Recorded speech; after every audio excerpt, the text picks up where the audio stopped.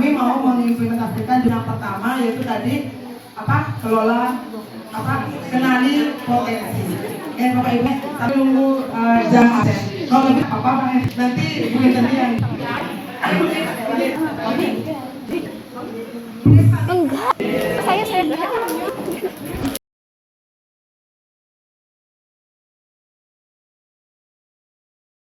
kenapa kegiatan ini sampai diadakan oleh BPK dari Kementerian. Jadi ada dasar hukum Peraturan Menteri Pendidikan Dasar dan Menengah Nomor 11 Tahun 2002 tentang pemenuhan beban mengajar. Nah di sini guru wali adalah memberikan pendampingan akademik, pengembangan karakter serta keluarga emosional guru setelah kelanjutan hingga akhir masa belajar. Bukan sudah semua jadi guru wali? Sudah ya. Selain wali kelas ada namanya guru wali. Nah, itulah kenapa sampai ada guru wali Bapak Ibu. Jadi itu muncul karena pemerintah melihat bahwa guru BK itu di bawah kekurangan itu, maka pemerintah membuat program itu untuk peserta bimbingan pembelajaran dan juga karakter. Karena banyak yang sekolah itu guru BK-nya tidak sesuai dengan karena ideal BK satu guru BK membina 150 peserta didik. Nah, sedangkan di semua sekolah kan hampir ada yang satu guru BK hanya satu sekolah. Ya, jadi seperti itu makanya pemerintah menerbitkan namanya guru wali seperti itu. Nah, latar belakangnya adalah Kementerian Pendidikan Dasar dan Menengah mengambil langkah strategis mengoptimalkan potensi yang ada, yaitu melakukan penguatan kapasitas bagi guru BK.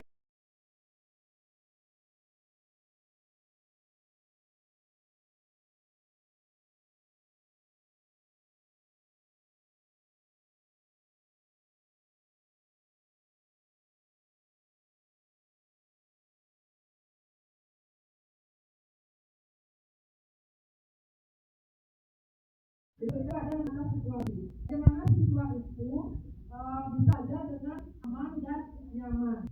Kalau yang aman apa sih? Yang aman, menyenangkan, aman itu ya. Tidak masalah. Gembira. Jadi siswa merasa dia aman belajar di sekolah tersebut. Jadi terlihat bahwa siswa yang ada dari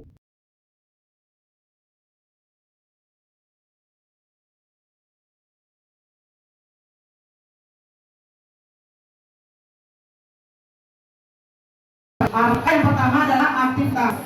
Nah di sini saya minta tolong pada Bapak Ibu mungkin mencari pasangan ya berdua ya. Berdua ya. Nah, tolong berdua ya. Kalau tidak ada pasangan berdua, bertiga boleh. Wah Yuni.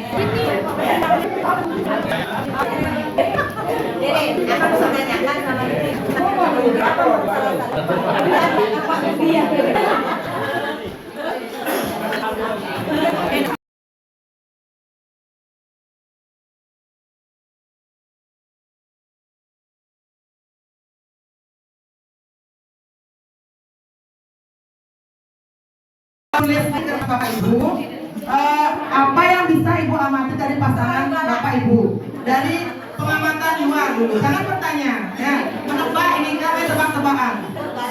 Misalnya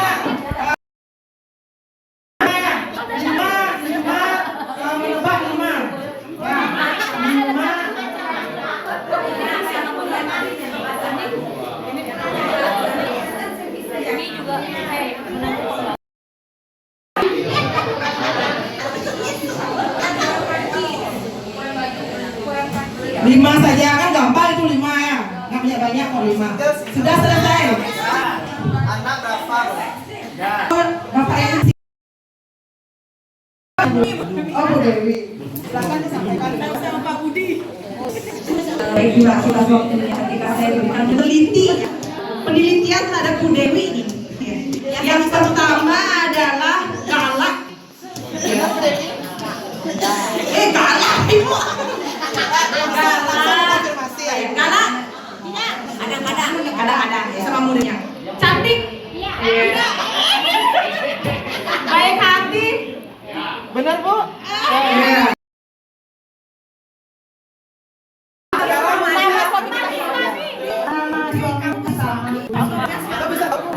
Ya tahu dong. Ya, apa lagi? Ya. Bener Bu, monyet Bu. Monyet kepada Mas Budi. Bukan monyet. Genit bener. Gendang lagi.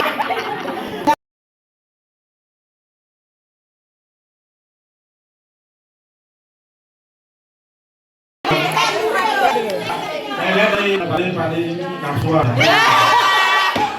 Nafsuan.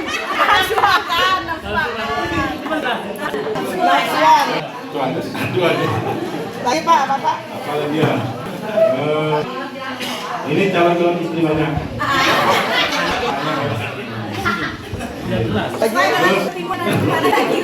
Ukuran bawahnya gimana? Bendu. Rambut. Oh, rambut ya. Sabar.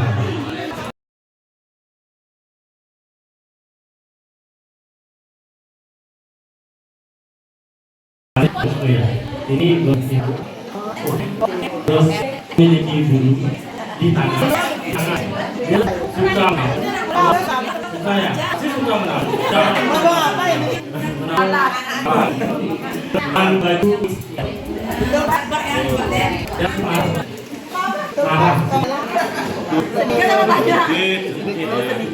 Oke, jadi ada ini ya.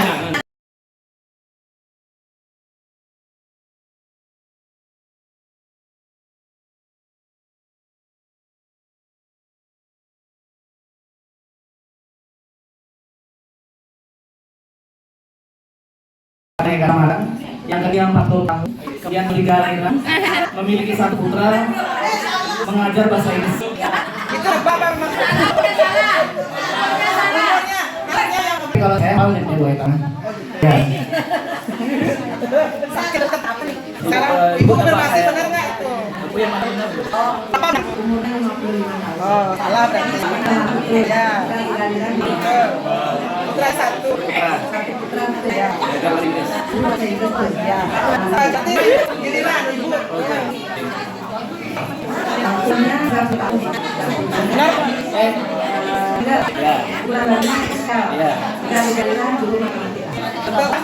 Untuk yang umur saya umurnya 34 tahun, tinggal kemudian tinggal di Galiran dunia, sekarang tinggal di Dasi. Terima kasih. Guru matematika benar. Betul, ya. Berarti ada beberapa yang salah. Ya. Mungkin lagi satu ya.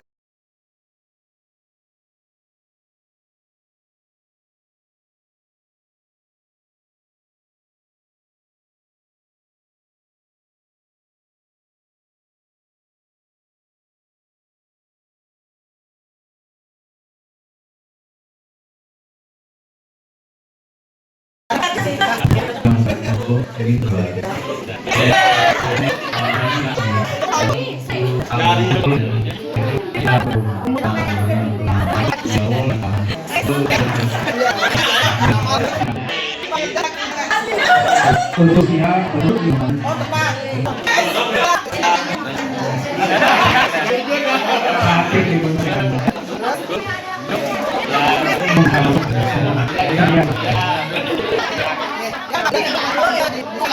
itu dari Turki dan baru berkarisma.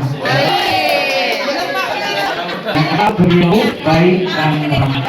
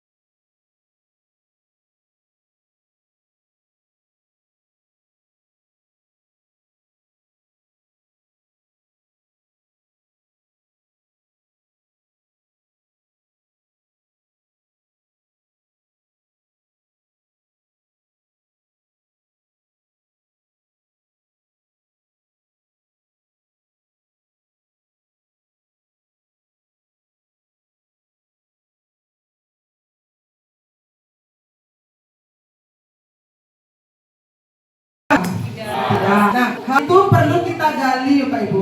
Ya, posisi itu perlu kita gali dengan guna asesmen tes non tes. Asesmen non tes itu bisa dengan apa? Cara mungkin ya cara dengan siswa apa lagi? Observasi langsung bisa ya. Kalau asesmen tes ya dengan tes kompetensi, tebak minat, kecerdasan banyak Bapak Ibu. Jadi apa sih potensi diri itu? Ya saya sampaikan. Potensi diri adalah kemampuan setiap individu yang punya kemungkinan untuk dikembangkan dalam berprestasi atau kemampuan yang terpendam pada diri seseorang.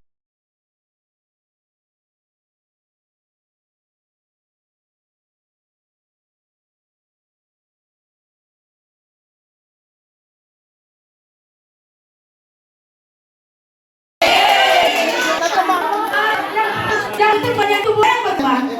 Akhirnya menjadi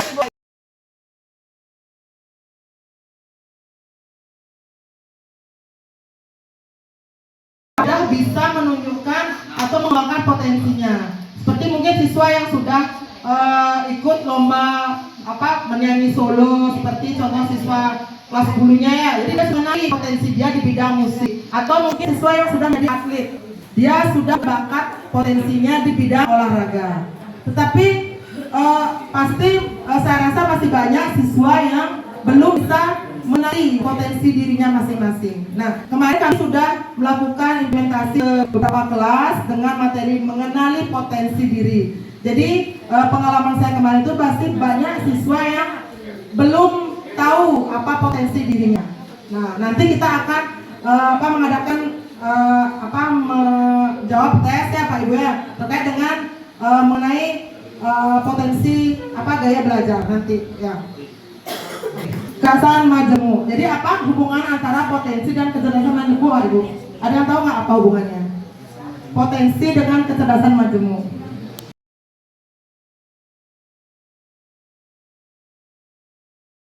Mendengar. Yang ngesik? Praktikum. Bisa. Nah, Bapak Ibu pernah mengetes mengetahui gaya belajar Ibu? Pernah. Sebagian besar apa gaya belajar anak-anaknya? Soal auditori.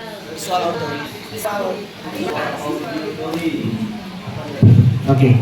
Waktu awal semester kemarin pada saat rentang 17 Agustus saya iseng menggunakan link ada tes gaya belajar ini ya. Untuk kelas 10 itu yang saya ajar rata-rata kecerdasan di gaya belajarnya adalah visual dan auditori. Sebagian kecil kinestetik seperti itu. Ya. Kelas 10 2. yang 11 sekarang. Enggak, kelas 10 yang baru, 10 2. Berarti lebih banyak ke visual kinestetik. Iya. Auditori. Auditori. Mungkin apa yang mereka sering lakukan terkait dengan gaya belajar itu?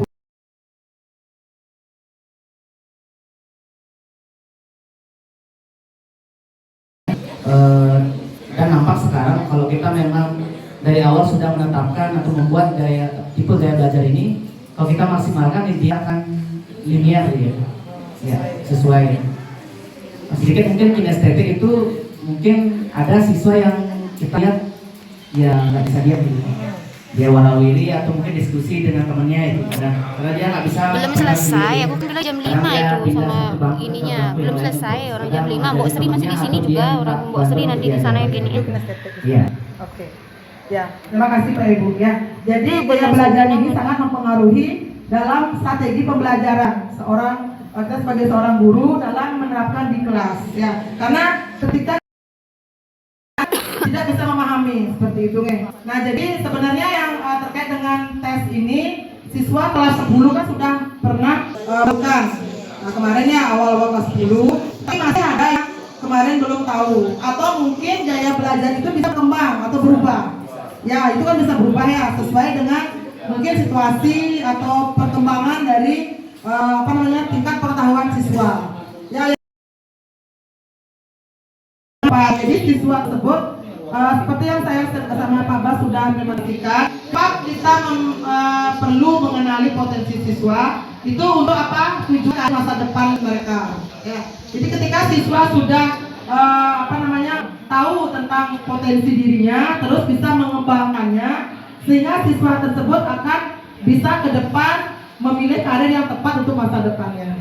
Nah, jadi kita sebagai guru juga harus bisa mengenali potensi diri siswa. Ya, supaya siswa itu bisa berkembang dengan baik di sekolah. Karena di sekolah kan mereka tuh proses pembelajaran. Jadi setiap siswa itu memiliki istilahnya keunikan masing-masing, Pak Ibu.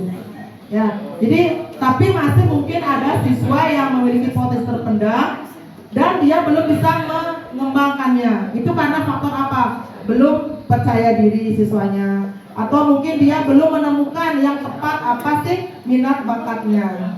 Nah, tugas kita sebagai guru juga kami di BK menemukan dan menggali potensi diri siswa tersebut. Ya, jadi mari sama-sama Bapak Ibu kita ke depan menggali, mengembangkan, mengasah potensi-potensi siswa yang ada pada diri anak-anak didik kita.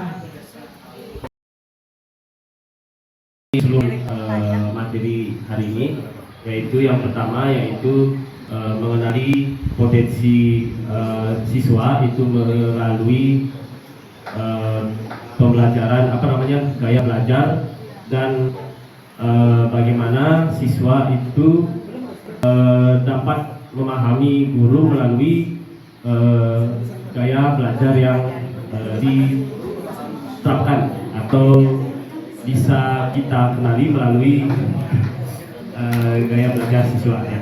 Sekian. Mungkin sedikit aja ya untuk belajar hari ini ya. Kita dapat memahami gaya belajar dari setiap siswa. Ya, di sini jadi misalnya kita bisa dapat memberikan asesmen terlebih dahulu terhadap siswa, bagaimana dia gaya belajar yang dia sukai. Habis itu nanti kita analisis, terus habis itu nanti kita kasih asesmennya itu misalnya dia yang pertama dia suka gaya belajar misalnya melalui video atau bacaan. Nanti kalau misalnya video kita carikan misalnya dengan video di YouTube atau lain sebagainya. Terus habis itu kalau misalnya siswa itu senang baca, kita kita baca kita carikan bahan bacaan ada di modul. Sekian, terima kasih. Terima kasih Bu. Nah, jadi seperti itu Pak Ibu. Jadi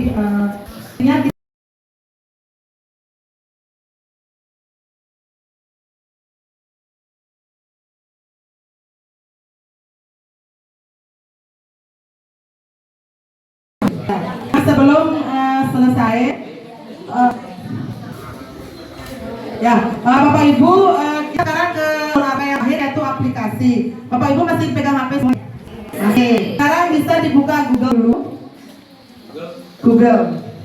Google. Terus ketik aku pintar.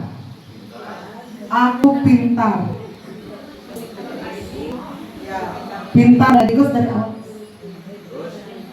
Ya, sudah masuk ke aku pintar. Belajar itu. Ya, cari.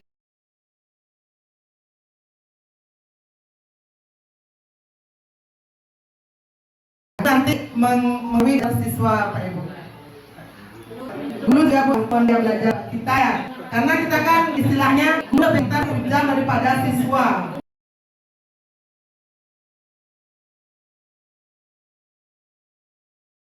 Oh, nanti ketika mungkin di rumah bisa membuka, kalau sekarang nggak bisa, di rumah bisa membuka, nanti coba kayak belajar, nanti Bapak Ibu setelah selesai kayak belajar bisa di screenshot hasilnya, mungkin nanti bisa kirim ke saya. Nanti soalnya dipakai bahan laporan, ya, atau dokumentasi juga. Kalau ada yang bisa menjawab sekarang, silahkan jawab langsung. Kalau belum, karena mengingat waktu, ini saya sudah detik sama. Ya. Error ya. Sudah error.